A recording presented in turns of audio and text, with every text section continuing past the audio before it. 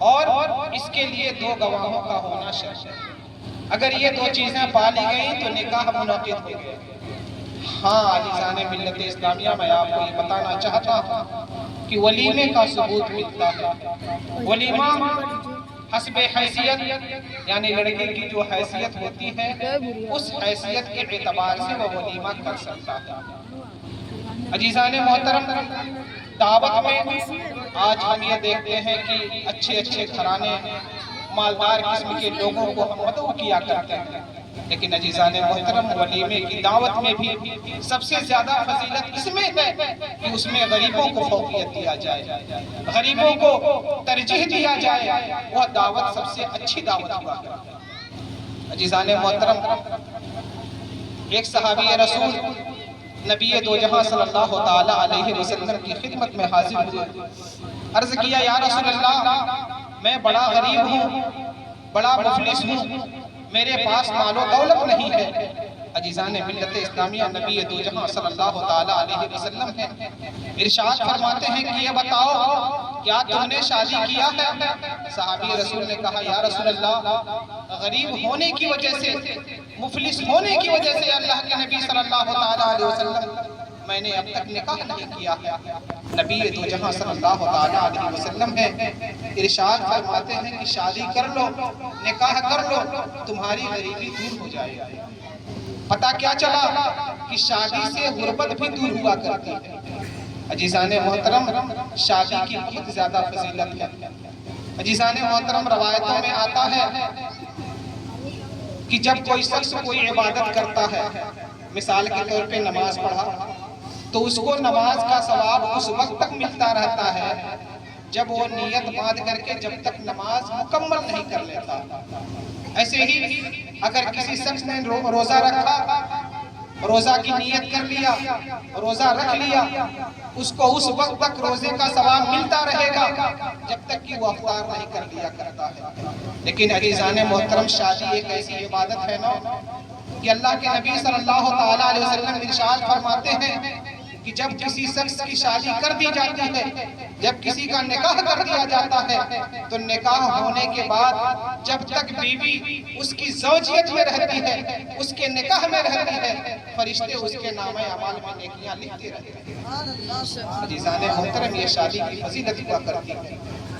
اور بھی روایتوں میں آتا ہے کہ جو شخص شادی کرنے کے بعد کوئی عبادت کرتا ہے، جیسے ہر آدمی عبادت کرتا ہے، شادی سے پہلے بھی نماز پڑھتا ہے، روزہ رکھتا ہے، زکوٰۃ دیتا ہے، اور بھی بہت ساری نفلی عبادتیں ہیں وہ کرتا ہوا نظر آتا ہے۔ لیکن روایتوں میں آتا ہے، بزرگان دین نے فرمایا ہے کہ جو شخص شادی کرنے کے بعد جب کوئی شخص کوئی عبادت کرتا ہے، مان لیجئے اس نے ایک نیکی کا کام کیا، تو ایک نیکی کے بدلے اس کے نامہ اعمال میں 70 نیکیاں لکھی جاتی ہیں۔ کتنی نیکیاں لکھی جاتی ہیں؟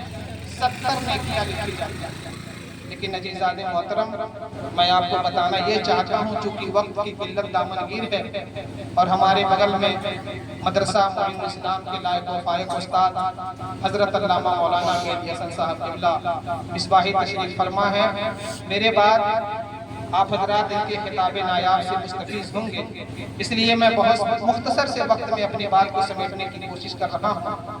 آپ جب اپنے بزرگان دین کی تاریخ کا مطالعہ کریں گے، ان کی طرز زندگی کو آپ پڑھیں گے، تو آپ کو یہ ضرور پتا چلے گا کہ ہمارے بزرگان دین نے جب بھی کوئی شادی کی ہے، جب بھی کوئی نکاح کیا ہے، تو ان لوگوں نے نیک لڑکا اور نیک لڑکی کا انتخاب کیا۔ انہوں نے دولت دیکھ کر کے شادی نہیں کی، انہوں نے خاندان دیکھ کر کے شادی نہیں کی، انہوں نے حسن و جمال دیکھ کر کے شادی نہیں کی، بلکہ جب آپ کتابوں کا مطالعہ کریں گے تو آپ کو یہ پتا چلے گا کہ وہ لوگ دینداری دیکھ کر کے شادی کیا کرتے ہیں۔ ایک مشہور تابعی گزرے ہیں جن کا نام حضرت سعید بن مسیب رضی اللہ تعالیٰ عنہ۔ تابعی کہتے ہیں جس نے کسی صحابی کو دیکھا اس کو تابعی کہتے ہیں۔ تو ایک مشہور تابعی گزرے ہیں جن کا نام حضرت سعید بن مسیب رضی اللہ تعالیٰ عنہ ہے۔ عزیزان محترم، ان کے تعلق سے ان کے ایک شاگرد ہیں جن کا نام حضرت ابو وداع رضی اللہ تعالیٰ عنہ ہے۔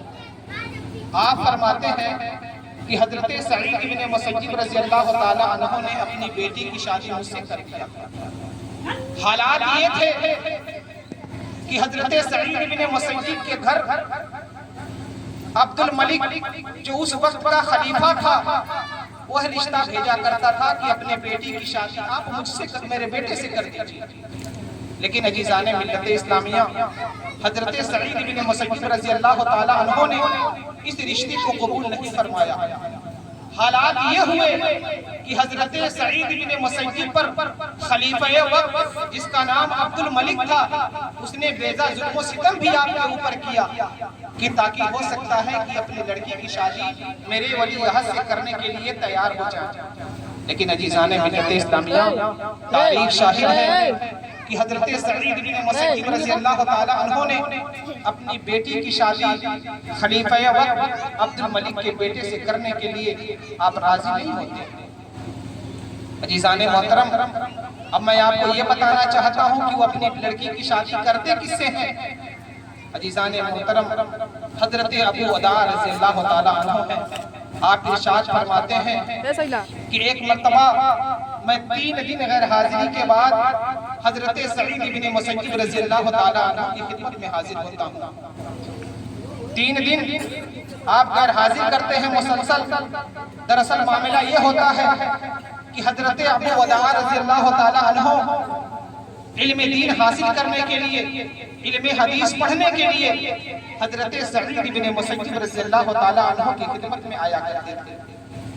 ایک مرتبہ آپ 3 دن مسلسل علم دین حاصل کرنے کے لیے، حدیث پاک پڑھنے کے لیے آپ سعید بن مسیب رضی اللہ تعالیٰ عنہ کی خدمت میں نہیں جاتے۔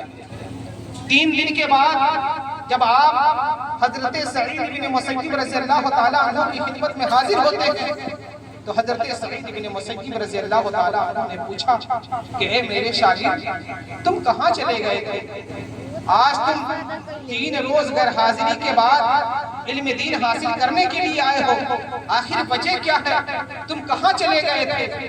عزیزان ملت اسلامیہ حضرت ابو وداع رضی اللہ تعالیٰ عنہ ہیں، عرض کرتے ہیں استاذ محترم، دراصل معاملہ یہ ہے کہ میری بیوی کا انتقال ہو گیا تھا۔ میری بیوی اس دار فانی سے کوچ کر گئی تھی، اسی کے تجہیز و تکفین میں مصروف ہو گیا تھا۔ یہی وجہ تھی کہ 3 دن تک میں آپ کی خدمت میں علم دین حاصل کرنے کے لیے نہ آ سکا۔ عزیزان ملت اسلامیہ حضرت سعید بن مسیب رضی اللہ تعالیٰ عنہ ہیں، ارشاد فرماتے ہیں کہ تجھے مجھ کو بھی خبر کرنی چاہیے تھی، تم مجھے بھی بتائے ہوتے، میں بھی تمہاری خدمت میں، میں بھی اس کے تجہیز و تکفین میں شریک ہو گیا ہوتا۔ عزیزان ملت اسلامیہ حضرت ابو وداع رضی اللہ تعالیٰ عنہ ہیں، عرض کرتے ہیں استاذ محترم، میں نے یہ سوچا کہ آپ مسجد اور گھر کے علاوہ کہیں دوسری جگہ جاتے نہیں ہیں، لہٰذا میں نے آپ کو زحمت دینا یہ گوارا نہ کیا۔ یہی وجہ ہے کہ میں نے آپ کو بتایا نہیں۔ عزیزان ملت اسلامیہ حضرت سعید بن مسیب رضی اللہ تعالیٰ عنہ ہیں، ارشاد فرماتے ہیں کہ یہ بتاؤ کیا تم دوسری شادی کرنے کا ارادہ رکھتے ہو؟ کیا تمہاری یہ خواہش ہے کہ تمہاری دوسری شادی کر دی جائے؟ عزیزان ملت اسلامیہ حضرت ابو وداع رضی اللہ تعالیٰ عنہ ہیں، عرض کرتے ہیں استاذ محترم، میں نہایت غریب ہوں، مفلس آدمی ہوں، مجھ سے کون شادی کرے گا؟ عزیزان ملت اسلامیہ تاریخ شاہد ہے، حضرت سعید بن مسیب رضی اللہ تعالیٰ عنہ ہیں، ارشاد فرماتے ہیں کہ تم تیاری کرو، شادی کرنے کی ذمہ داری میری ہے، میں تمہاری شادی کروں گا۔ عزیزان ملت اسلامیہ حضرت ابو وداع رضی اللہ تعالیٰ عنہ ہیں، ارشاد فرماتے ہیں کہ اسی محفل میں حضرت سعید بن مسیب رضی اللہ تعالیٰ عنہ نے اپنی بیٹی کا نکاح مجھ سے کر دیا، یعنی مجھے اپنی بیٹی کی شادی مجھ سے کر دی، اور پھر میں جب واپس ہونے لگا تو ہماری خوشی کی میں پھولیں نہیں سما رہا تھا، میرے سمجھ میں نہیں آ رہا تھا کہ حضرت سعید بن مسیب رضی اللہ تعالیٰ عنہ نے اپنی بیٹی کی شادی مجھ سے کر دیا ہے، میں اپنی خوشی کا اظہار نہیں کر پا رہا تھا، میں بہت زیادہ خوش تھا۔ اسی خوشی کے عالم میں میں گھر آتا ہوں، مغرب کی نماز ادا کرتا ہوں، مغرب کی نماز ادا کرنے کے بعد میں افطاری کی تیاری میں مصروف ہو جاتا ہوں۔ اچانک دروازے پہ دستک ہوتی ہے، میں نے پوچھا کون؟ باہر سے آواز آتی ہے کہ میں سعید ہوں، میرا نام سعید ہے۔ حضرت ابو عدار رضی اللہ تعالیٰ عنہ عرض کرتے ہیں کہ میں نے یہ سوچا کہ وہ استاذ محترم تو ہو نہیں سکتے، اس لیے کہ وہ گھر اور مسجد کے علاوہ کہیں جاتے ہی نہیں ہیں، تو وہ بھلا اتنے وقت کہاں ہمارے دروازے پہ آ سکتے ہیں۔ عزیزان محترم، حضرت سعید بن مسیب رضی اللہ تعالیٰ عنہ دروازے پر سے دستک دیتے ہیں۔ حضرت ابو عدار رضی اللہ تعالیٰ عنہ نے کسی اور کو سمجھ کر کے جب دروازہ کھولا ہے تو کیا دیکھتے ہیں کہ سامنے استاذ محترم حضرت سعید بن مسیب رضی اللہ تعالیٰ عنہ۔ جب آپ نے دیکھا تو آپ حیران ہو گئے، سوچ میں پڑ گئے۔ آپ نے کہا اے استاذ محترم، آپ نے کیوں تہمت کا مارا کیا؟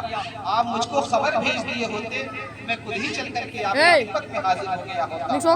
عزیزان ملت اسلامیہ، حضرت سعید بن مسیب رضی اللہ تعالیٰ عنہ ہیں، ارشاد فرماتے ہیں کہ میں نے یہ سوچا کہ تم اپنے گھر میں اکیلے وقت گزارو گے، اکیلے رات گزارو گے، جبکہ تمہاری بیوی ہمارے گھر میں موجود ہے، تو میں نے یہ سوچا کہ تمہاری بیوی کو تمہارے حوالے کر دوں۔ حضرت سعید بن مسیب رضی اللہ تعالیٰ عنہ نے اپنی بیٹی کو جو ان کے پیچھے چھپی ہوئی تھی، اپنی بیٹی کو حضرت ابو عدار رضی اللہ تعالیٰ عنہ کے گھر میں داخل کر دیتے ہیں، اور داخل کر دینے کے بعد عزیزان محترم باہر سے دروازہ بند کر دیتے ہیں۔ عزیزان محترم ذرا سا آپ سوچیں کہ حضرت سعید بن مسیب کی وہ لڑکی جس کے رشتے کے لیے خلیفہ وقت متمنی ہے، چاہنے والا ہے، سوچ رہا ہے کہ میرے بیٹے سے شادی ہو جائے، لیکن حضرت سعید بن مسیب رضی اللہ تعالیٰ عنہ نے اپنی بیٹی کی شادی اس مالدار لڑکے سے نہیں کیا ہے، بلکہ ایک ایسا لڑکا جو نہایت غریب ہے، نہایت مفلس ہے، ایسے لڑکے سے آپ نے اپنی بیٹی کی شادی کر دی۔ عزیزان محترم، حضرت ابو عدار رضی اللہ تعالیٰ عنہ ہیں، آپ ارشاد فرماتے ہیں کہ جب ان کی بیٹی میرے گھر کے اندر داخل ہو گئی تو میں جو ہے چھت پہ چڑھ جاتا ہوں، اور چڑھ جانے کے بعد میں نے زور زور سے اعلان کرنا شروع کر دیا کہ اے میرے گاؤں والوں، اے میرے محلے والوں، کہ سن لو، حضرت سعید بن مسیب رضی اللہ تعالیٰ عنہ نے اپنی بیٹی کی شادی مجھ سے کر دیا۔ عزیزان محترم، یہ اعلان کرتے ہیں، پھر حضرت ابو عدار رضی اللہ تعالیٰ عنہ ارشاد فرماتے ہیں کہ اس وقت رواج کے مطابق میری ماں میری بیوی کو 3 دن سنوارتی رہی، بناتی رہی، اس کو سجاتی رہی۔ 3 دن کے بعد جب میں نے اپنے شریک حیات کو دیکھا ہے، اپنی بیوی کو دیکھا ہے، تو میری بیوی بہت ہی حسین و جمیل، بہت ہی خوبصورت تھی، ساتھ ہی ساتھ وہ قرآن پاک کی حافظہ تھی، ساتھ ہی ساتھ وہ جو ہے علم حدیث کو بہت زیادہ جاننے والی تھی۔ عزیزان ملت اسلامیہ، تو اس واقعے سے ہمیں یہ درس ملتا ہے کہ ہمارے بزرگان دین نے، ہمارے سلف صالحین نے جب بھی اپنے بچوں یا بچیوں کی شادی کا انتخاب کیا ہے تو انہوں نے نیک رشتہ چنا ہے۔ عزیزان ملت اسلامیہ، لہٰذا ہمیں اور آپ کو چاہیے کہ جب ہمارے بچے سن بلوغت کو پہنچ جائیں، ہم ان کی شادی کا ارادہ کر لیں، تو ہمارے اور آپ کے لیے بہتر ہے کہ ہم نیک لڑکی کا انتخاب کریں، یا اگر لڑکی کا رشتہ کرنا ہے ہمیں تو ہمیں اور آپ کو یہ چاہیے کہ ہم نیک لڑکا ڈھونڈیں، اس لیے کہ یہی ہمارے بزرگان دین کا دور اور طریقہ رہا ہے۔ انہی چند باتوں کے تحت میں اپنی گفتگو کو ختم کرنا چاہتا ہوں۔ مولا تبارک و تعالیٰ کی بارگاہ میں دعا ہے کہ اللہ تبارک و تعالیٰ ہمیں اور آپ کو عمل صالح کرنے کی توفیق رفیق عطا فرمائے۔ استغفر اللہ لکم من کل ذنب واتوب الیہ وما علینا الا البلاغ۔ السلام علیکم ورحمۃ اللہ وبرکاتہ۔